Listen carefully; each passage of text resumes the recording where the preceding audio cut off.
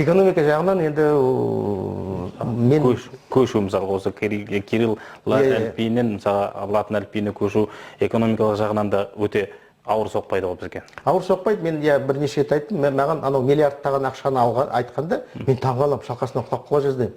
Бұл қалай, қайдан алдыңдар осы цифрларды? Сосын айтады, біз Қазақстанда 8 миллион адамды латын қарпіне үйрету керек дейді. Оны не үшін үйрету керек? Бізде латын қарпін білмейтін адам бар ма бізде? Ондай адам жоқ қой. Көшедегі бір ақсақалды ұстап алып айтыңызшы, мына оқып беріңізші. Халық банкте оқып береді ғой, латынша жазылған. Мынау қандай машина десеңіз, мынау Toyota ғой деп оқып береді ғой. Бізде ал енді мынау жастарды алмағанда біз бәріміз енді шет тілін оқыған жоқпыз. Латын қарпін бәрі біледі бізде, бәрі біледі. Сондықтан сосын айтады, мынандай дәлел келтіреді, нені бұл сауатсыз қалып қояды, бұрынғы жазылған кітаптерді бәрі оқылмай қалады деген сияқты. Логика қайда жатыр? Енді үйдегі кітаптерді біз өртемейміз ғой. Сосын оны ертең латын қарпіне көшкенде біз кириллді ұмытып кетпейміз ғой. Бүгін қалай оқып отырмын, ертең де солай оқымаймын ба? Ал енді балаларды алатын болсақ, балалар енді мектепте орыс тілін кириллмен оқиды ғой, олар да біледі. Сондықтан екі тілді болып қала береміз. Ешқандай мен ақша жұмсалатын нені көріп тұрған жоқпын. Мен жерден енді әрине ақшаны неге жұмсау керек? Осы әліпбиді дұрыстап тұрып, бүкіл басқа елдер, көшкен елдердің тәжірибесін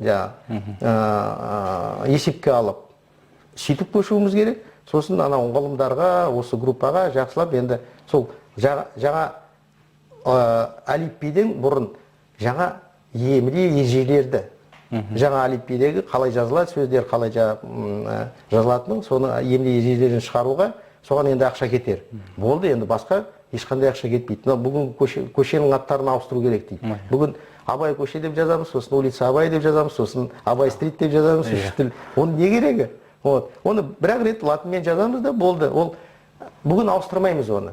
Ескеріп қалғанды ауыстырамыз. Мынау мәселен біз 25-ші жылдың 1-ші қаңтардан көшеміз дедік. Содан былай қарай бәрі латынша жазылсын. Оның алдында жазылғаны қала берсін.